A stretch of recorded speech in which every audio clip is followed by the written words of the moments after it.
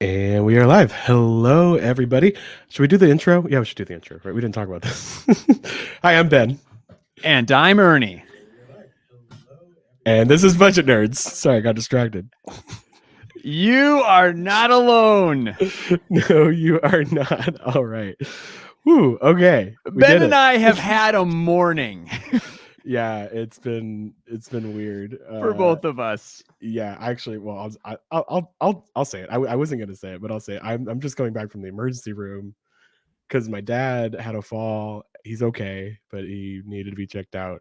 So it's been a weird day. Okay, so we're a little frazzled, but we're here. Yeah, and I've had a weird day with stuff that isn't important. So, but we're here. We're here. We are really excited to be with everyone. So let's do some roll call here.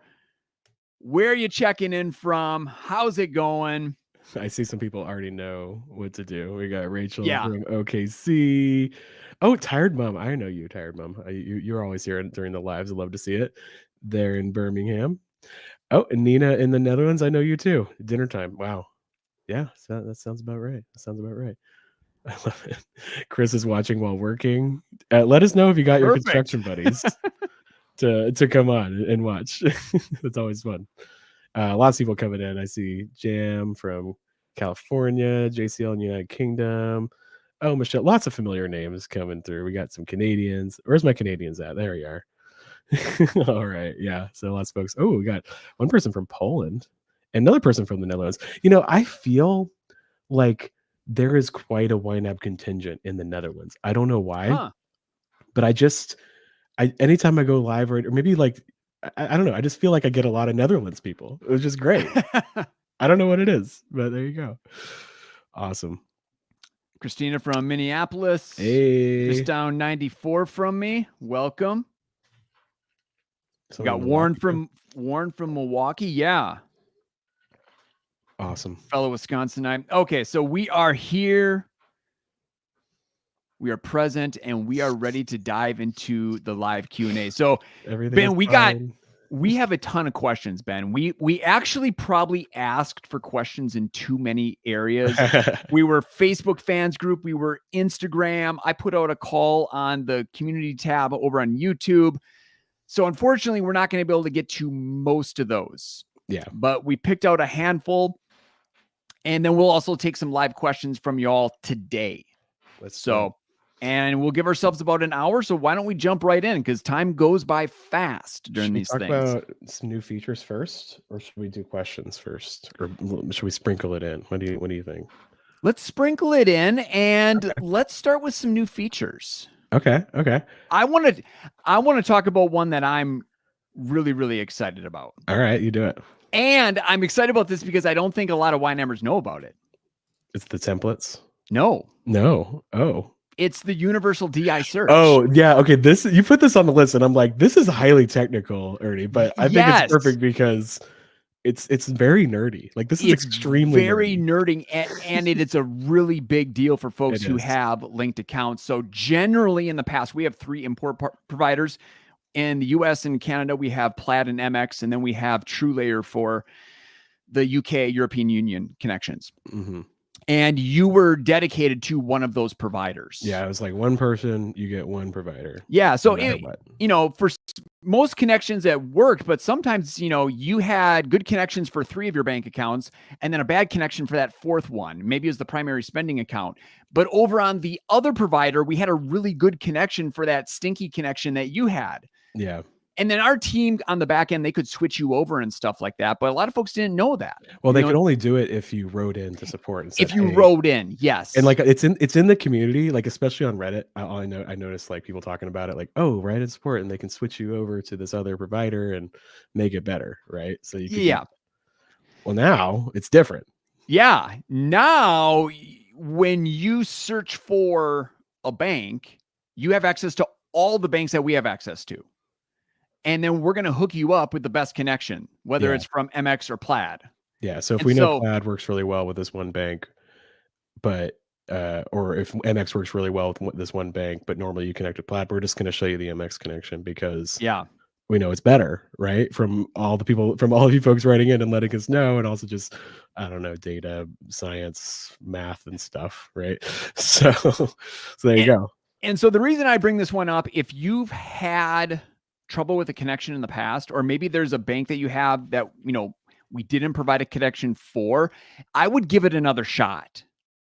Just because now, if there is a better connection on the other provider, you would have access to that. So like I said, no promises here for anything, but give it a shot. Just go into that old connection, remove it, delete it, and then try re-adding it.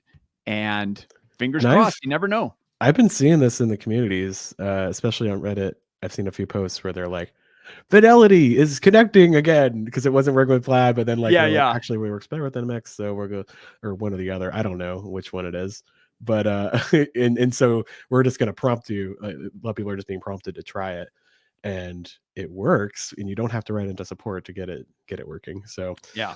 And this is just the beginning. Like our infrastructure team, that's what they call themselves. They have like all these fancy InfraCore something. They have all these fancy words for all the product teams working on like behind the scenes infrastructure work. I don't think y'all know how much work goes into like the database and direct import connections, stuff you guys never ever see, right? But it just makes everything run smoother.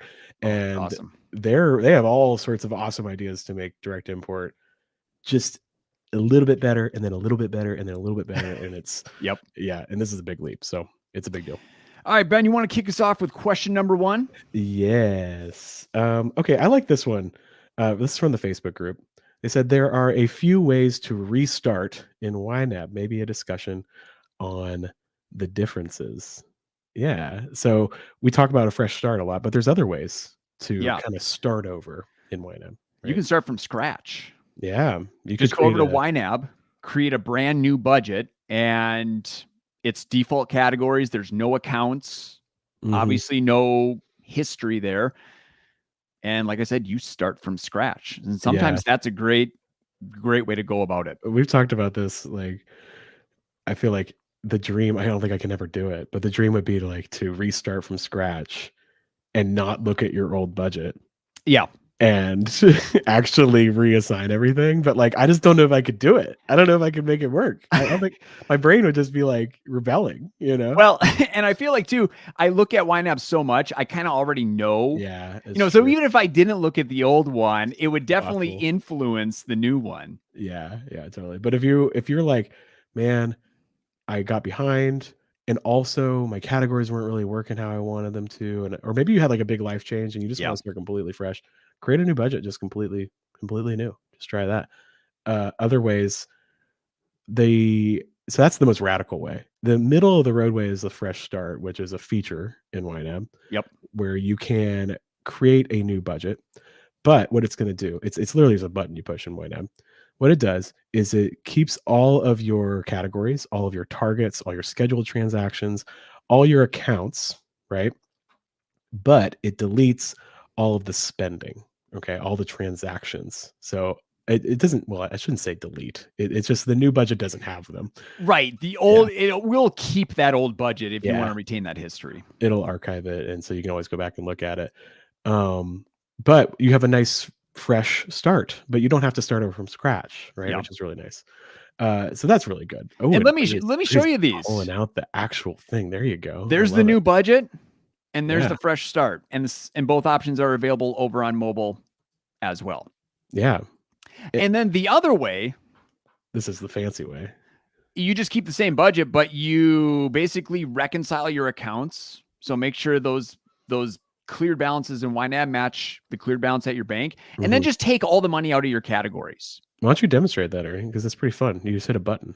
There's auto assign, and this is the most dangerous button in the budget. So be careful. Okay. Right. But so imagine there's a ton of overspending, whatever the case. Yeah. I'm going to select all the categories. Actually, I don't even need to select them. I don't think. No, you don't have I'm just going to hit reset available. Available. Yeah. That's and it'll warn you what it's going to do.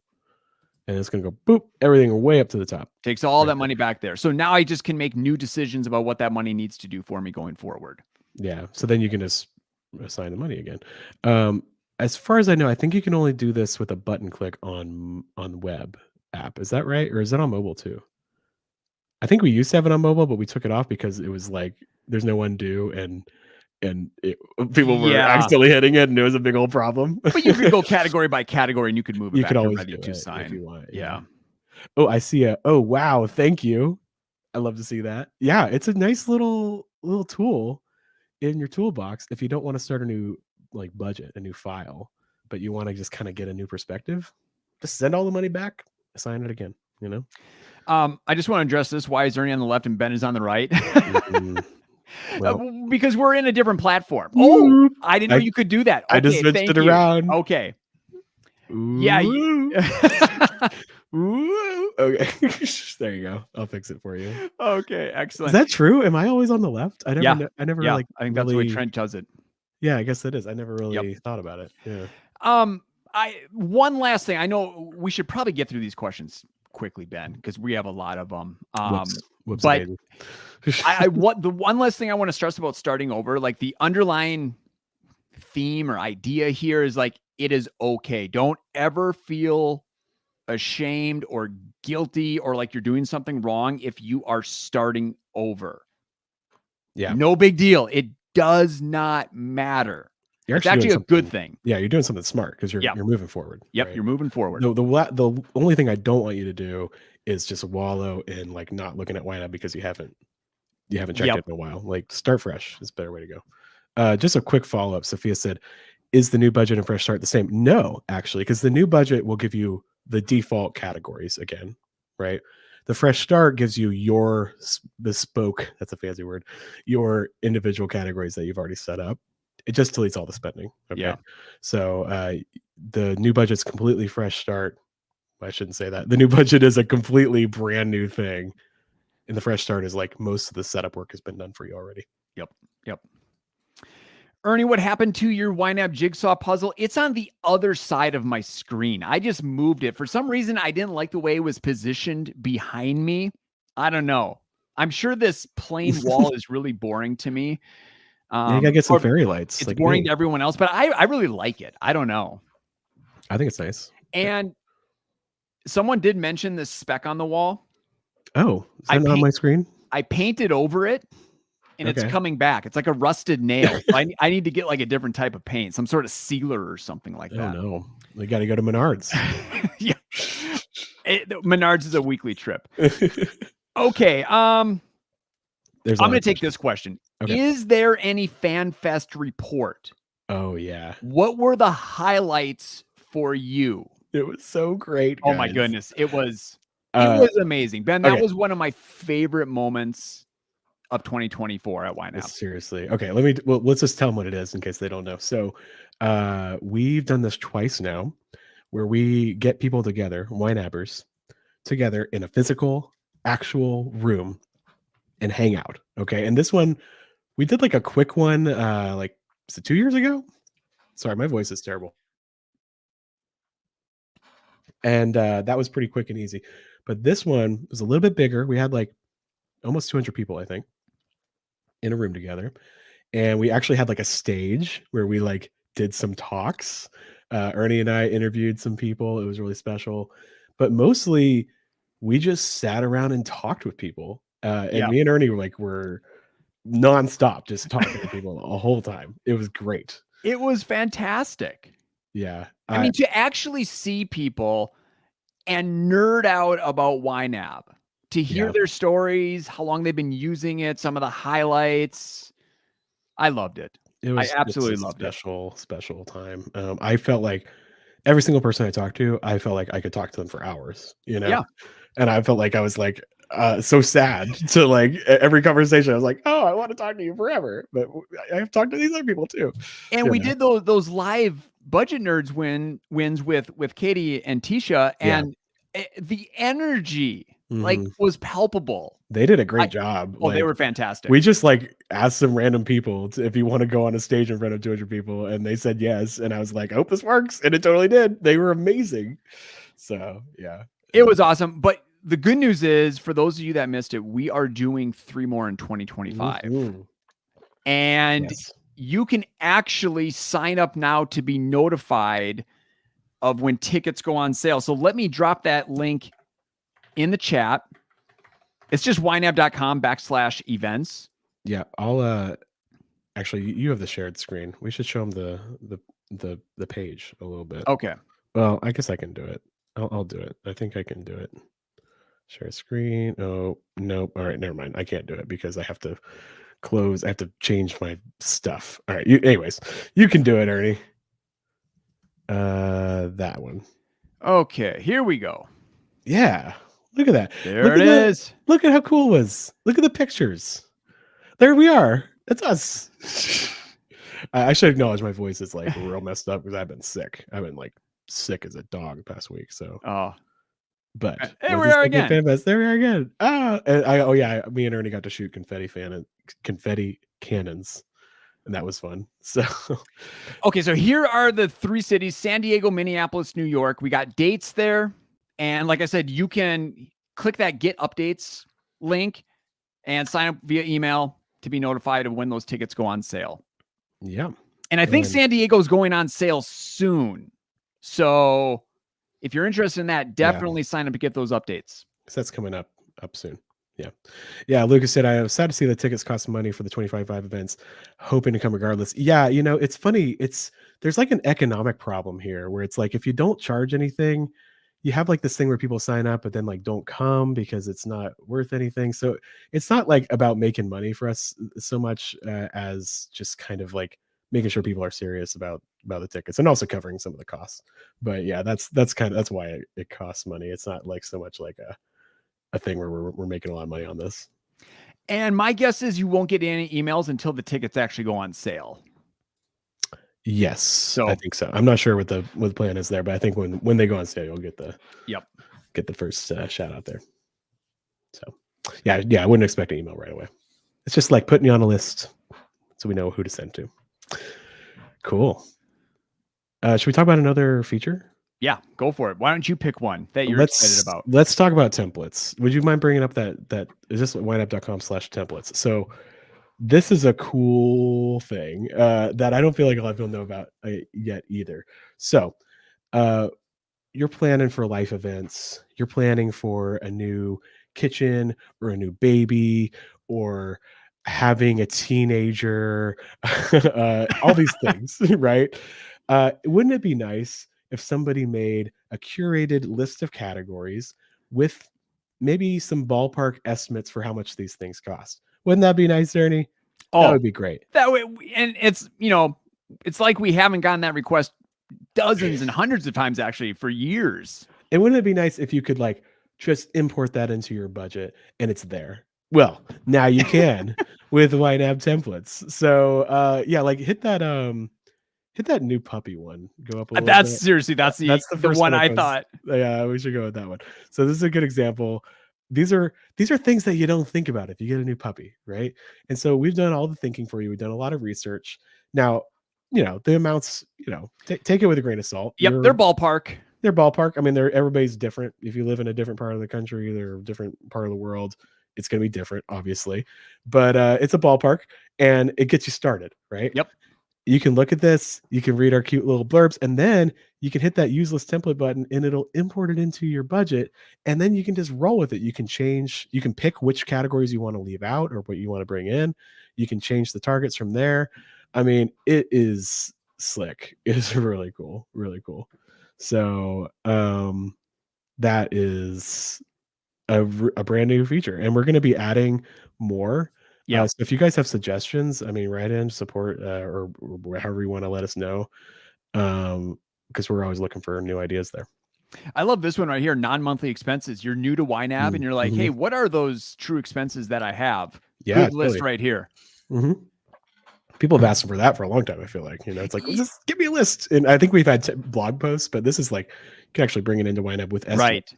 And I love that it brings in the emojis. You don't have to add those yourselves because that can be time consuming. That's true. And we already picked the best ones. So there you go.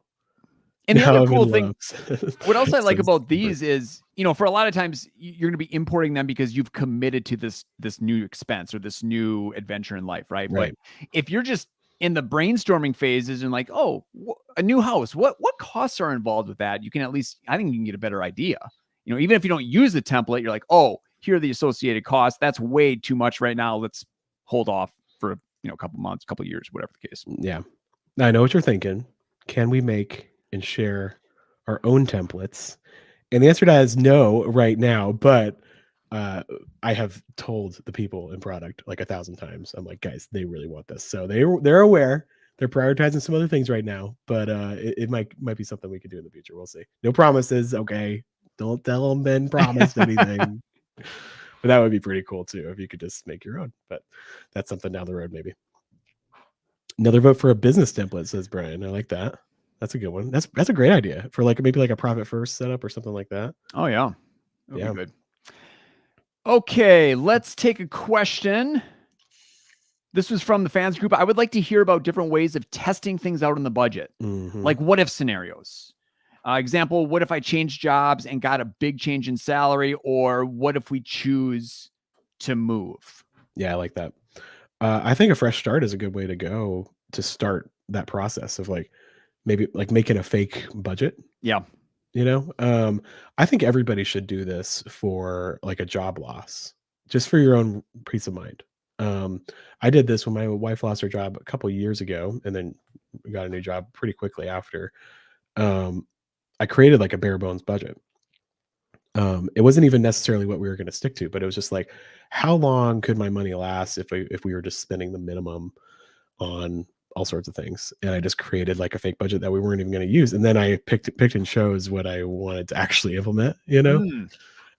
But it was so reassuring to see like, okay, with your month ahead, with your emergency fund, with all these other savings, you could be okay for a long time. And it let me and Caitlin just kind of calm down a little bit. And also I think it made Caitlin's job search better because she wasn't desperate, you know? So really good just to kind of experiment in that way. That's one example.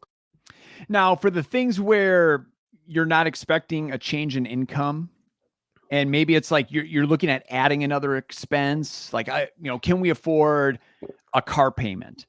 What we often recommend is just create a category for it in YNAB and start funding it and see how that works out. Because it'll tell you whether or not that works with your current plan. And two, you're saving money because you're only working with dollars you actually have. So, by the end of that experiment, you've already got this head start on a savings. Yeah, there's so many ways to do this. Like a new car is a good example, like especially if you're planning on having a car payment. What would it cost me to have that extra monthly expense? And you can say, okay, it's going to cost me $400 or $300 or whatever it is, but that doesn't really mean anything until you start making the trade-offs, right? Yeah. And so if you actually say, I'm going to actually make the trade-offs and park that money in a category and spend less money as a result, then you can actually see how it feels and see if you like it because you experimented with it. And I just think it's brilliant. Like there's no way to, without YNAB, I don't think there's a way to do experiments like that. Not in a very systematic way. You know? It's pretty cool. Something else. I don't know if this will work. I think it would. There's a YNAB win. Yes. I forget their name. Do you know what I'm talking about? Like, yeah, I'm trying to remember. They did it like backwards, right? Yeah, they were imagining their dream life. Yes. And like they changed their targets. That's what it was. Yeah. And so then they added up all the targets using underfunded and they're like, this is the total amount it costs like for my dream life. Yeah. So now let's start making some changes and going after that. Well, they went to their boss and said like, this is how much I want to make. Right. Yeah. Is that what they did? It was. Yeah. I mean, that's really cool. You can be like, hey, like this is, maybe you're asking for a raise and you actually have like a reason to ask for a certain amount, or maybe you want to make a career change or you want to work toward a promotion or something. And you have like actual motivation for why you're doing that, concrete motivation, right? Because you can actually count the cost of what your ideal life is, right? And just doing that anyway, like maybe you're not planning on making a big change, but you're just like, hey, what would it cost if I wanted to, spend, go on this kind of a vacation or do something like that? Like, what would it cost? Like, what kind of income would I need? You know, and then maybe you can start working toward that. Just kind of play around with it, right? I love that. Yeah, or if you chose to move, that's another example. Like if you're moving to a place that's a higher cost of living, a lower cost of living, do some research, see how much it's gonna cost you to make it happen, and what trade-offs you need to make. That's really what it's all about, is like, what are the trade-offs I make? Yep. Okay, love it. I should probably answer a question like somebody's asked. Let me see if, there's any higher up here. No events in Europe. There's some logistical issues with that for us, but maybe one day. I sure hope so, because I'm pretty sure Ernie and I are you going to all these fan fests?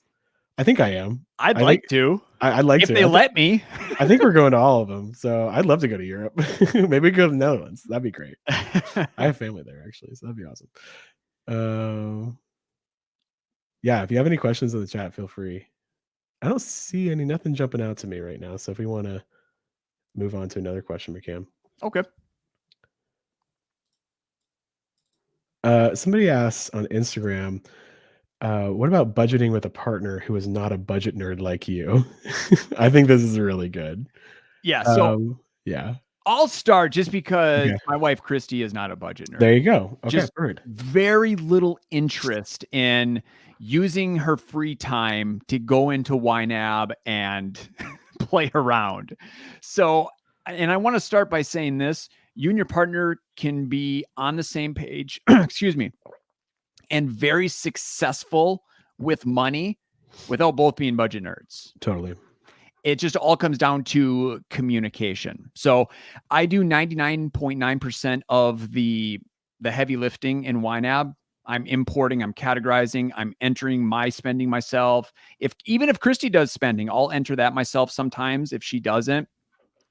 I'll reconcile, I'll assign money, I will cover overspending, all that stuff.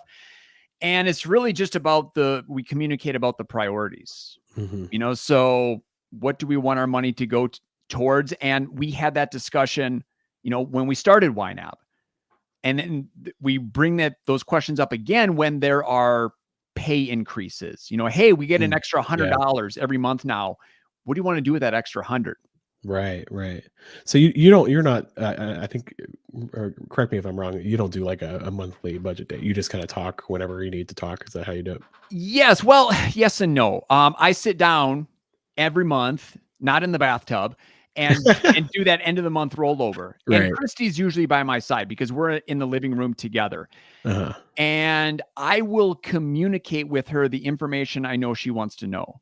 So here's how much money you have left over in your fun money category. Here's what you have in our dog category. Here's where your investment accounts are currently at. Right. And then if we do have a big inflow, like there's a bonus or a third paycheck, tax refund, something like that, we will have a discussion very quickly about that. What do you want this to go towards? Mm-hmm. Nice. So we're just talking about it when it needs to be talked about. Yeah, that's a good way to go. Yeah, it's funny.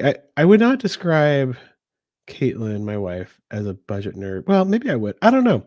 She's definitely more into it than Christy is. I'd say that. Like she's definitely pretty in tune, and like interested in it. But I do most of the like reconciliation and that kind of work. But it hasn't always been that way. We've kind of passed the baton back and forth throughout our marriage. So there have been times when she's doing it more, but for a long time I've been doing the day-to-day work. And then what we do is we have a monthly budget nerds date, or not budget nerds, a monthly budget date. You put us up on the big screen. Yeah, right. You're like, look at this, the handsome guy. Talking about Ernie. No, we actually have a monthly date where and I say date, it's like sometimes it's like a 10-minute talk, or sometimes it's longer. Sometimes it's like, we have to get through some stuff. Like sometimes it's quite a discussion, right? Because we disagree. So, but what we do is that we actually have a Todoist project, a little to-do list, where if there's anything we want to talk about, anything we want to buy, anything we want to change in YNAB, or something we're thinking about, we just put it on the list. And then, unless it's something urgent, we don't talk about it until that time comes up. And then we we allocate any extra money we have. We cover overspending together if there's any like major overspending that I didn't cover like throughout the month. And we go through that list and we just figure out what we're gonna do. So yeah, that's kind of how we go. And I think it really works if you just don't force it, you know, like if somebody's just not nerdy with it, like that's okay. Um, give them like a few categories that they need to kind of keep an eye on. Um, I think, you know, it's probably like their personal spending and maybe a hobby category, maybe groceries and dining out, things like that. Put it on their phone even as like a widget, or pin it in their YNAB so they can keep a close eye on it, and just just let them worry about those categories. I think that's a good way to go too. Yeah. And I don't, maybe I'm wrong. I should probably ask her. I don't think Christy looks at the categories much throughout the month and kind of gauge where we're at with what's available. And so when a category is overspent, like with Ridge, our dog, we overspend all the time on Ridge. No matter what I do with that category, I just can't get it right. Even if you increase it, it's like the desire fills the category, right? Yeah. So usually what I'm doing there is just communicating, hey, it's, the middle of the month and we've already spent all of Ridge's money. So it's just kind of like a FYI. let's try to dial it back for the rest of the month. Okay. So she's not looking, you're just kind of like updating her. Just like, updating hey, her. Chill out In a really kind way. Yeah. Well, you have these like these big shared goals, right? Or like she knows why you're saying this. It's not like to be a jerk. It's because you have these things you're going after, and like you can't spend it all on Ridge and also go after those things, Right. So. And it's not to hit a certain number. That's not the ultimate goal either. It is those bigger priorities. Like right now we're saving for a new car. That's our big priority. Yeah, love that. That's good. So that's the way to go. Cool. Here we go. What are some very long-term things you value in saving for? Do you save for a new car in 10 years? Braces, large home repair.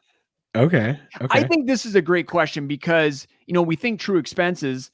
Some people are like, oh my goodness, that there's thousands of true expenses I could be saving for. Too far? Like, is there a point where you're like, stop saving for that? It's not happening for like a million years. How do you approach it?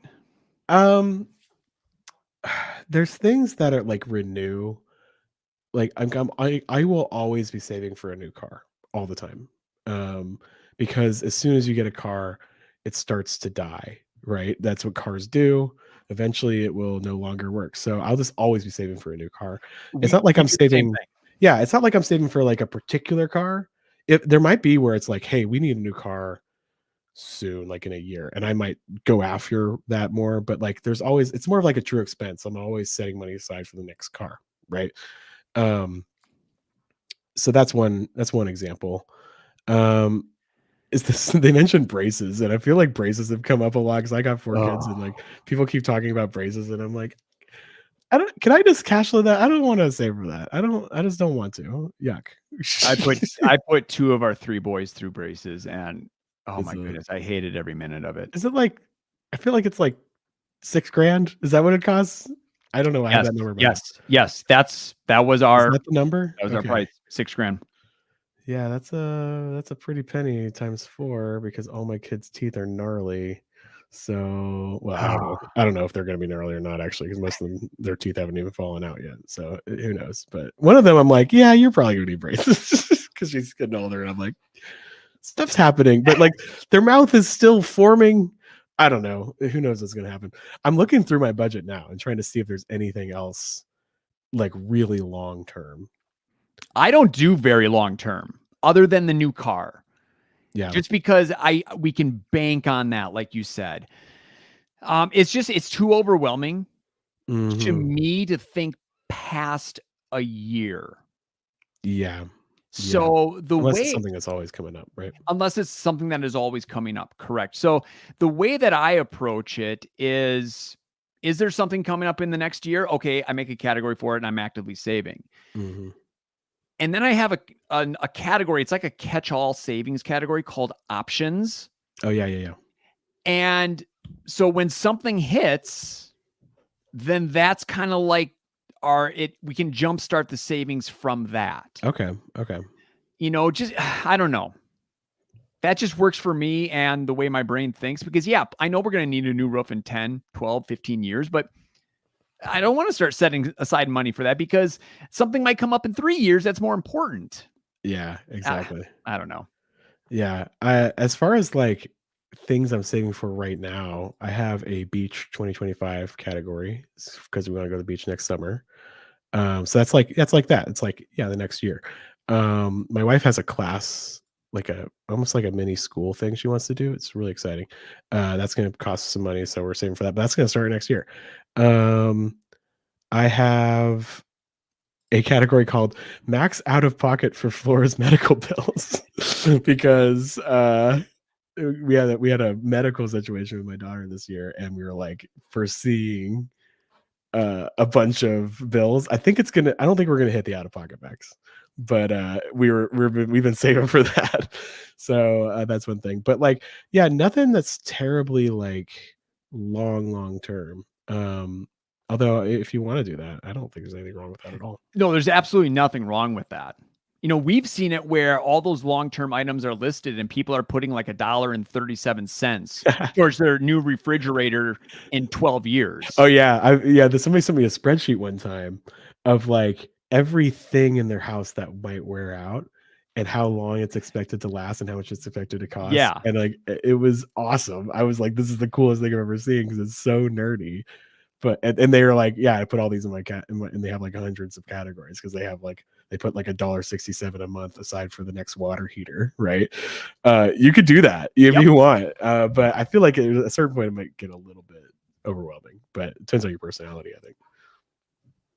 Okay. Oh, Caroline said, "What's the easiest way to handle cash purchases? I'll be in a country where cash is king. I can't imagine how I will be able to track hundreds of small cash purchases. Any advice?" Yeah, for you, definitely you need a cash account. So call it your wallet account, right? So if you take money out of your checking account and put it in your wallet, that's a transfer from your checking account to your wallet. And then you just track it. You got to be real on it with manually entering those transactions. And one thing I like to do with cash is like don't sweat the change. Like if you paid like $10.67 for it, just say you paid $11 for it and then put the change in a jar and you bring that jar to the bank when it fills up. That's the way I handle it there. But the other thing to consider here, Caroline mentioned, I can't imagine how I'd be able to track hundreds of small cash purchases. Yeah, there's a lot. If you really don't want to be entering in all those different cash purchases, you could just run cash through a category. Yeah, but this is tough because like she's moving through to a country where cash is king. So I worry that you would kind of miss out on like all the information.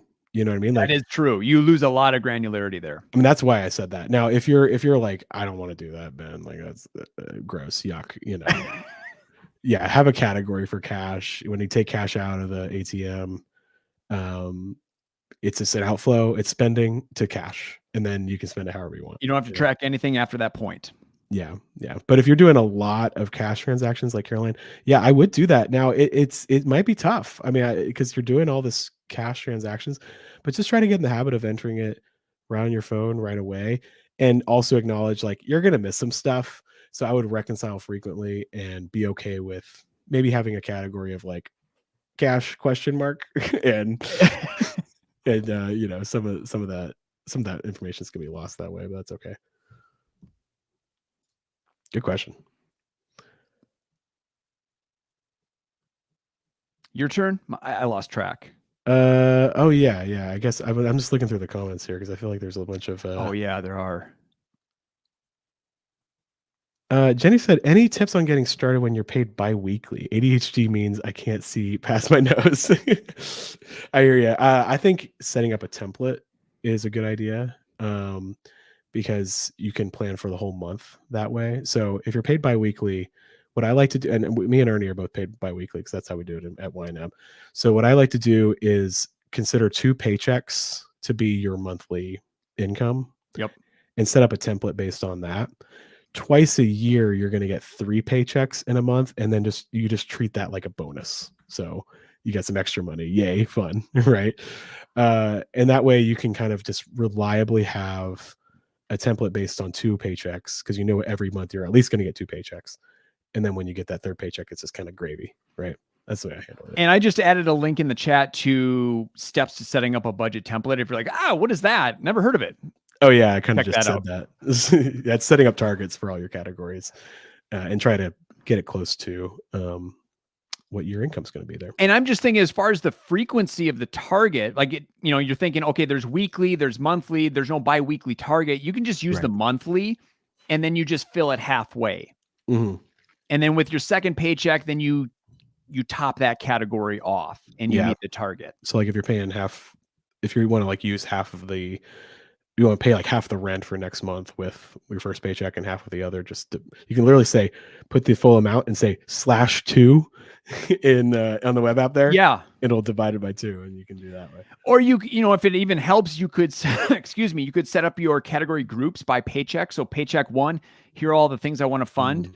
And then paycheck 2, you just have basically duplicates of those same categories. And that way you're not having to fill up a category halfway. You can fully fund it with paycheck 1, fully fund it with paycheck 2. It's doubling up on your categories. So yeah, a couple different ways you can approach it. There was a long time that we got paid monthly at YNAB, and that was really nice because as a YNABer, like it was just super simple, right? Well, it was nice if you were a month ahead. Yeah, especially if you're a month ahead. Yeah, if you're not, it's a little tricky. I think in Europe, most of you guys get paid monthly. I think that's a thing.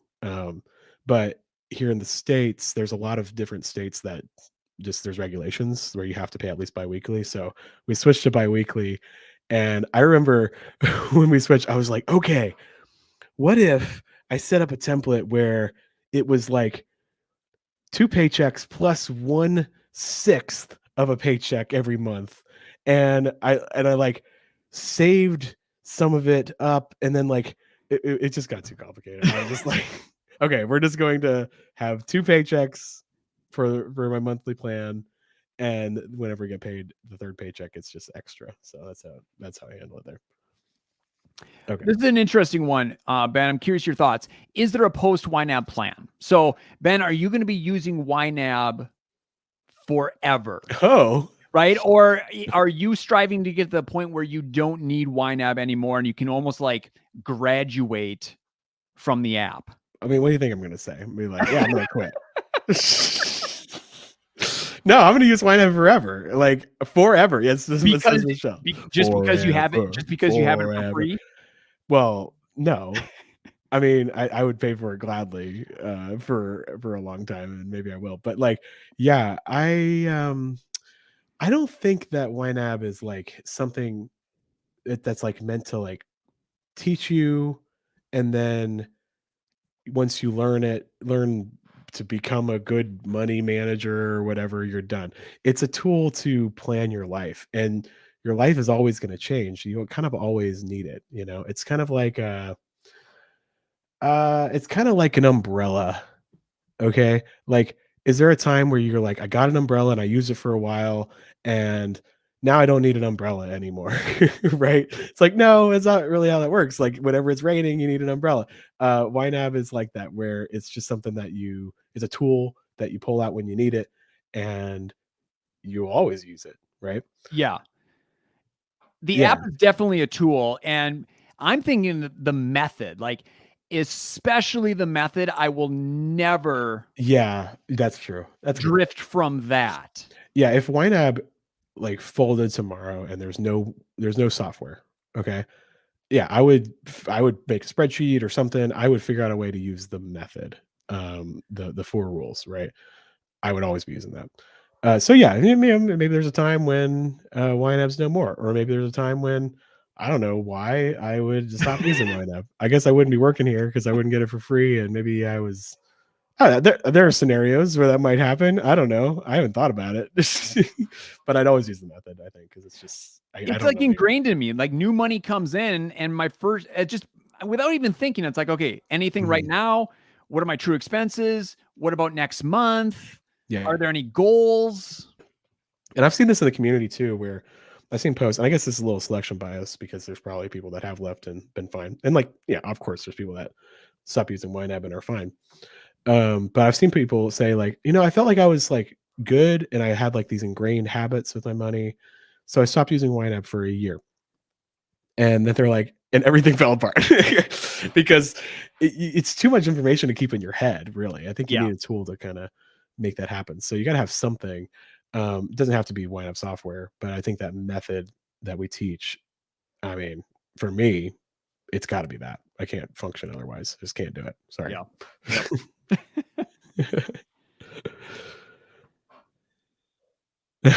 Michelle. Who's the YNAB version of Monopoly? I can't play that game anymore with that. Yeah, right? You're like, it's ruined it for me.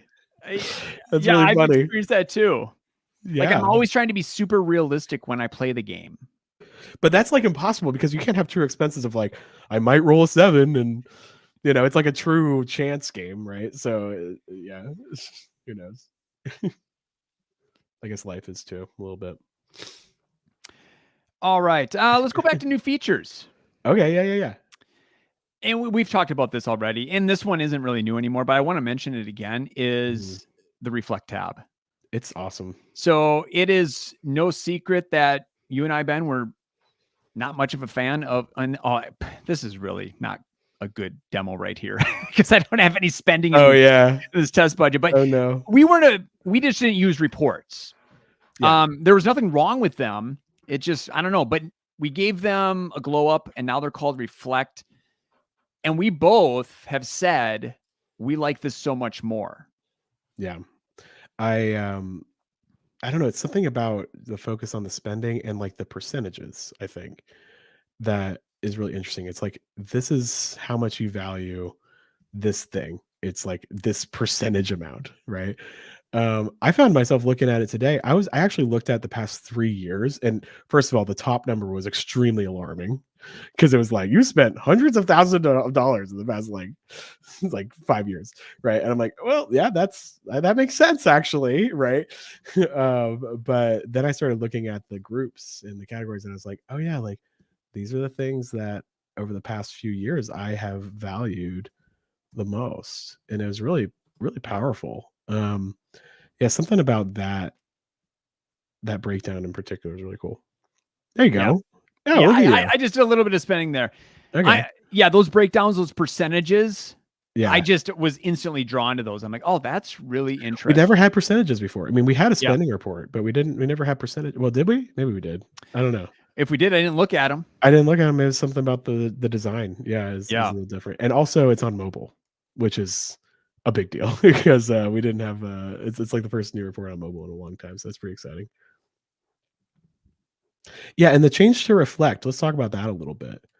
I think internally this has helped us be able to see the value of reports a little more, because like, I don't know, it's just kind of not very YNAB where it's just like, oh, it's just some reports and you're gonna send your reports to your accountant. I don't, you know what I mean? I don't know. Right, because instantly there's judgments made on the past decisions. But when you call it Reflect, I mean, okay, guys, it's the same thing. It's all right. Like, I know some of you guys are rolling your eyes. You're like, come on, guys, it's the same thing. Okay, I want to acknowledge, yes, it is the same thing. Okay. But calling it Reflect signals a different purpose for the reports. It's more about, it's not about like looking back and just kind of like judging yourself. It's looking back and thinking, okay, does this align with my values? Am I building the life that I want based on my spending? It's reflecting, right? Instead of it's softer, gentler. It makes you want to grab like a cup of tea or coffee and cozy up on the couch and think through things. Well, here's what it is too. Like, report is like, I am making an account for somebody else, right? Like, I'm reporting to my boss or something like that. Reflect is like, I'm doing something for myself. and I'm thinking about what's important to me, right? And that's really what it's about. That's a great way to frame it. Yeah, CCA or somebody. Sometimes I say YouTube usernames out loud, and I'm like, it's too much work. So it's like you start down that road, and you're like, oh, geez. This person says reports sounds like work. Yeah, it kind of does. Because you're making reports at work. Like you report to somebody, right? Reflect is more of it's just a chance to think. That's really what it is, right? And it is nice to have it on the phone app for sure, and hopefully more to come in the years ahead. We'll see. I mean, there's guys, you don't even know. Like, there are things that our designers come up with that are like pie in the sky. Like they'll take years for. I don't know what it's like being an engineer at YNAB, but it's like sometimes designers are like, "Whoa, we did this and it was so crazy and it was awesome." And engineers are like, "Okay, that will take 5 years to implement," right? But there are design ideas for Reflect tab that are really cool. I don't know if we'll I don't know when or if we'll do it, but there's so many cool design thoughts. So yeah, there's lots to do there for sure. Okay.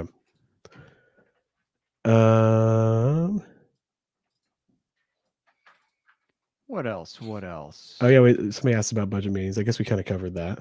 Gosh, have we covered everything that we wanted to talk about? I think we have. Let's see if there's anything in the comments. Here's you can look through the comments and listen to my question. So do two things at once, Ben. Oh yeah, this is an old YouTube comment that really caught my attention. How old is too old when it comes to age of money? Oh yeah.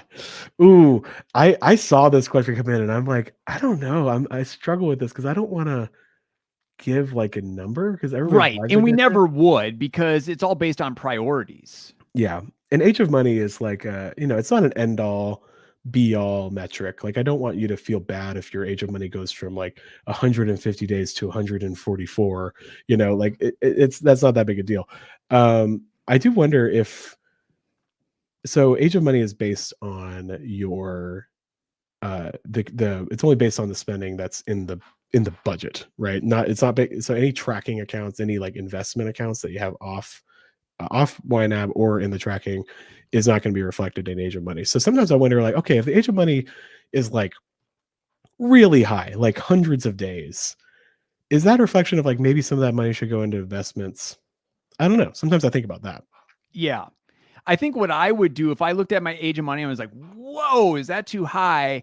I would go immediately to the category balances. And I would really spend a lot of time on each category balance and think through, is there anything else I would do with this money? Is it too much? Is it too little?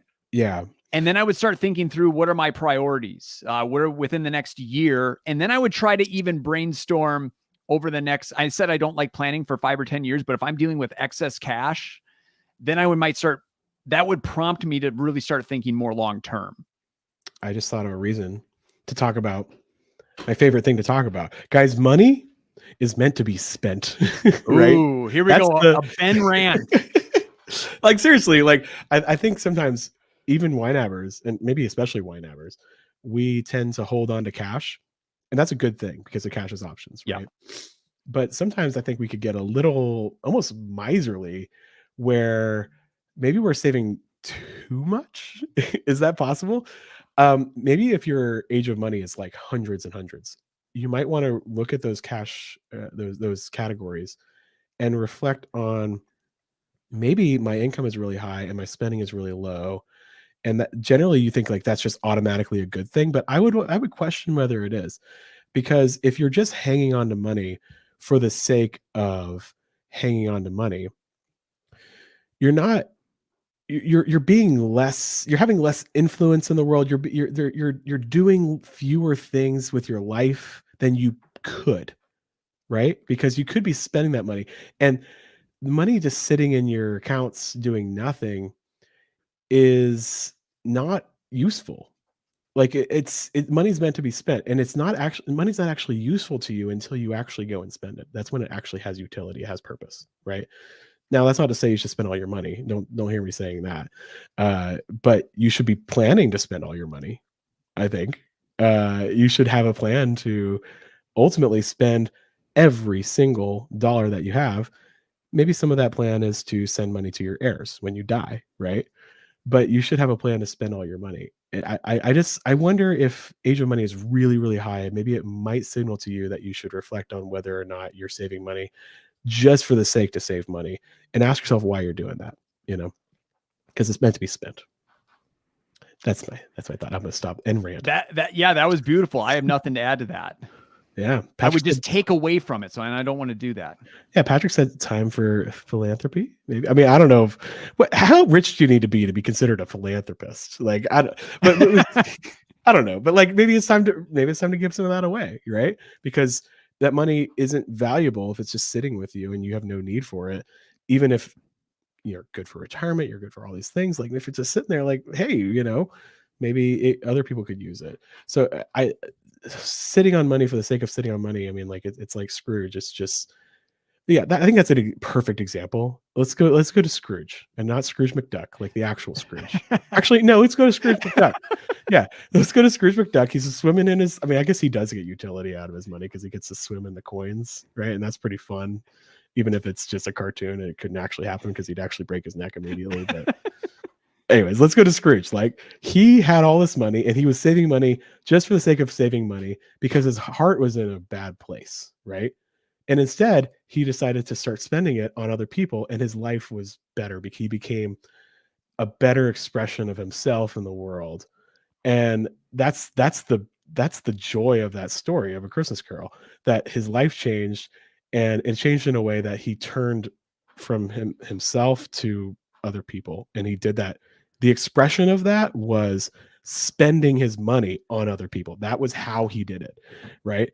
And also, being kind and buying people, but he bought people turkeys and stuff. Like that's how he did it, right?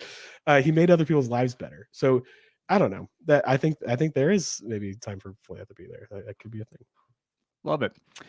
So with just a couple minutes left, let's take a couple quick hitters here. New YNAB user, can you explain why a fresh start is helpful? I like the idea of reassigning all my budget money, but don't like that you lose all the payees. That is how it works, right? So we talked about a fresh start at the beginning of this, Lauren, if you want to rewatch that, but it's just don't lose the payees. Yeah, you don't lose the payees. That's what I was going to say. Yeah, your payees stay, your category rules stay when you do a fresh start. So you don't lose that. Yep. In fact, it might be a good time to like get rid of payees that are like you don't want. I don't know. That's so nerdy. That's so nerdy. There's actually no reason to get rid of payees that you don't want, but if it just bothers you, I don't know. But the reasons to do a fresh start are: one, you got behind and you still want to use YNAB, but like you can't stomach the idea of going through hundreds of categories, right? Excuse me. Second reason is your life changed, or you just want a new, fresh perspective, and so you want to start a new budget with different amounts or different priorities, right? So those are the reasons. All right, Ben, best way to pitch YNAB to someone. Have you ever pitched YNAB to someone? Yeah, I'm actually pretty shy in person. Me too. I don't know why. And I'm not a salesman. I mean, I've tried talking YNAB to other people, and it just didn't necessarily go over real well. It's easier on the internet. I guess I have permission. But no, I've definitely pitched YNAB with people because people have asked me, and I think that the best way to talk about it, well, there's a practical way and there's like a more woo-woo way. Like I want to talk about the woo-woo way first, which is it's just a way to make sure that your spending lines up with the way that you actually want to spend money. Because I think we spend money in ways that we don't actually want to, but we have no way of knowing it. And so YNAB helps make sure that you can figure out what you actually want out of life and then make sure that your money flows that direction. Another way you can think of it is I've heard people talk about an overlay over your accounts to more systematically compartmentalize your money without having to use accounts. And that might be kind of interesting if somebody's like worried about like organization a lot, right? That could be a good way to talk about it. So something I've tossed around in my head, I haven't actually had this conversation in the real world, but I think about all these conversations that I will have someday. I don't know if anyone else does that. And I've thought about pitching it as an app to teach you how to spend. Oh, nice. I like that. You know, because, and we've talked about this internally, this idea of spending, and it's not like spending well is a skill. Yes, And it you is. have to, it's just, it doesn't naturally come to people. And YNAB is really, really good at helping you build that skill of spending well, spending intentionally. So if opportunity presents itself, maybe I will pitch it that way, because I don't feel like that's too woo-woo. Like, I don't want to freak Mhm. someone out, you know, but I also don't want to say it's a budget. Yeah, Because because that it just, really is more than that. people hear that B word and they're like, I'm out, not interested. Yeah, I'm out. Yeah, exactly. Actually, that concept of spending as a skill, I talked about that in a live on Facebook last Thursday. So if you want to check that out, we can riff on that a little more. But yeah, so I'll plug that a little bit. But yeah, it's really true. And it's not, I might even change it a little bit. You said YNAB is an app to help teach you how to spend. I almost like want to say, and this is more woo woo. So, I always go woo woo. But YNAB is an app to help you teach yourself how to spend, right? Because it's not like Ah, a prescriptive, this is how you should spend money. It's like that's, yep. figuring out how you want to spend money because you don't really know, right? Until you just really look at it.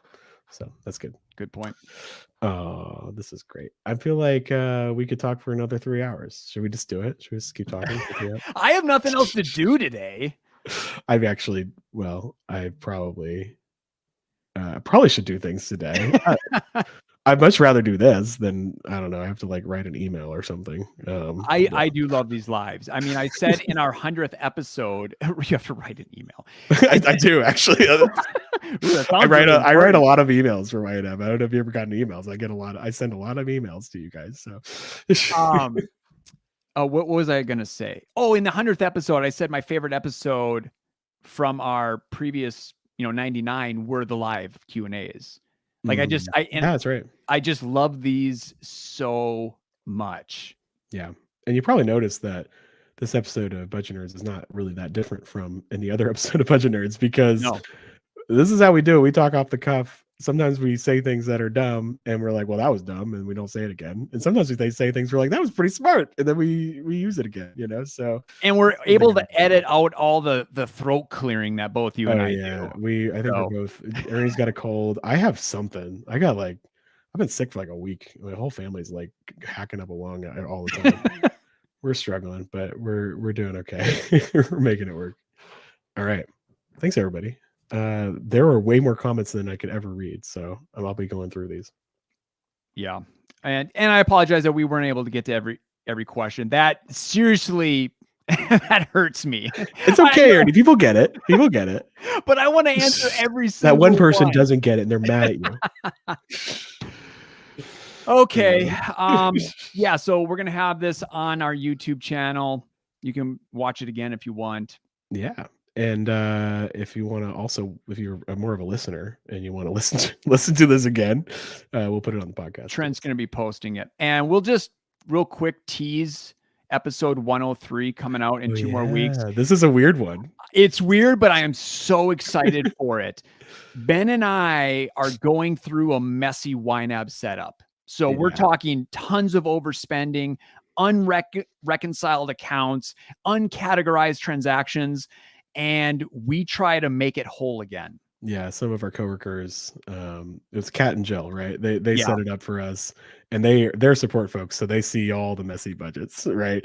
And they set up something for us, and it was fun. It was like a puzzle. It was super fun. We just went through it. We ended up going through every single one of like the 10 accounts, and I think we spent like an hour on the accounts and then like 2 minutes on the budget.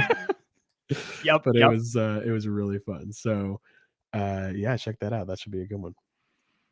All right, folks. Well, it's sad to say goodbye. This has been a lot of fun, but we'll do it again. Yeah, we'll do it again. Okay. Right. Bye, everybody. Happy YNABing. Happy YNABing.